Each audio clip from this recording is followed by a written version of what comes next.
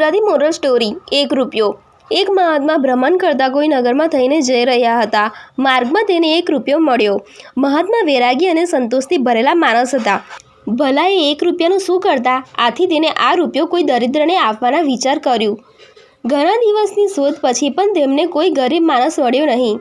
એક દિવસથી તેમના દૈનિક ક્રિયાક્રમ માટે સવારે ઉઠીને જુએ છે કે એક રાજા તેમની સેનાને લઈને બીજા રાજ્ય પર આક્રમણ માટે તેમના આશ્રમ સામેથી સેના સાથે જઈ રહ્યા છે।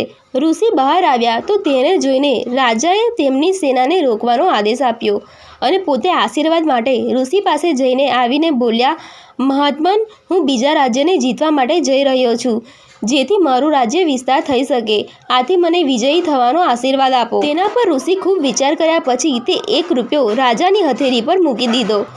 આ જોઈને રાજા હેરાન અને નારાજ બંને થયા, પણ તેને આ વાતનું કારણ બહુ વિચાર્યા પછી પણ ન આવ્યું તો રાજાએ મહાત્માને તેનું કારણ પૂછ્યું તો મહાત્માએ રાજાને સરળ ભાવથી જવાબ આપતા કહ્યું, હે રાજન, ઘણા દિવસ પહેલાં મને આ રૂપિયો આશ્રમ આવતા સમયે રસ્તામાં મળ્યો હતો તો મને લાગ્યું કે કોઈ ગરીબને આપી દેવો જોઈએ, કારણ કે કોઈ વૈરાગીના પાસે આનો કોઈ મોલ નહીં। બહુ શોધ્યા પછી પણ કોઈ દરિદ્ર માણસ મને મળ્યું નહીં। તમને જોઈને આ ખ્યાલ આવ્યો કે તમારાથી દરિદ્ર તો કોઈ નહીં। આ રાજ્યમાં ઘણું હોવા છતાં કોઈ બીજા મોટા રાજ્યની લાલચ રાખે છે। આ જ કારણ છે કે હું તમને આ 1 રૂપિયો આપું છું। રાજાને ભૂલ લાગી અને તેને યુદ્ધ કરવાના વિચાર પણ મૂકી દીધા। આ વાર્તાનો બોધ એ છે કે સાચી સમૃદ્ધિ બહારના વૈભવ અને સંપત્તિમાં નથી, પરંતુ આંતરિક સંતોષ અને શાંતિમાં છે। લાલચ અને લોભથી મનુષ્ય વધારે ને વધારે મેળવવાનો પ્રયાસ કરે છે, પરંતુ સાચી શાંતિ મેળવવા માટે લોભ છોડવો જરૂરી છે। અહંકાર અને લાલચ માણસને ગરીબ બનાવી દે છે, ભલે તેને કેટલું પણ દોલત કમાવ્યું હોય। ખરો સુખ અને આનંદ આંતરિક સંતોષમાં જ છે, જે શાંતિ અને વ્યથા રહિત જીવન તરફ દોરી જાય છે। ગુજરાતી હાસ્યપ્રદ વાર્તા ગણપતભાઈનો નવો ખ્યાલ।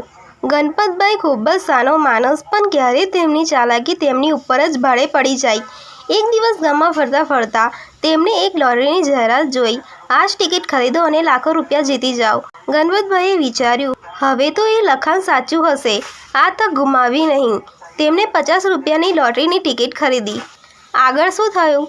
સાંજે રિઝલ્ટ જાહેર થયો અને ગણપતભાઈનું નામ ક્યાંય ન હતું। તેમને બહુ ગુસ્સો આવ્યો અને લોટરીના દુકાનદારને જઈને કહ્યું, હવે મારી 50 રૂપિયાની ટિકિટ પાછી આપ। દુકાનદાર હસવા લાગ્યો, ગણપતભાઈ, લોટરીમાં તો ક્યારેય પૈસા પાછા મળતા નથી। ગણપતભાઈએ કહ્યું, પણ જાહેરાતમાં લખેલું ન હતું કે ન મળતા હોય? મારી તકલીફ મટાડો, નહીંતર હું પોલીસ બોલાવીશ। આટલું સાંભળીને દુકાનદારે એક અન્ય ટિકિટ આપી અને કહ્યું, આ બાફેલું બટાકું સમજીને ખાઈ જજો, કદાચ આવતીકાલે તમારું નસીબ બદલાઈ જાય। બોધ: નસીબ પર વધુ ભરોસો કરવો નહીં, નહીં તો હાસ્યનું પાત્ર બની જશો।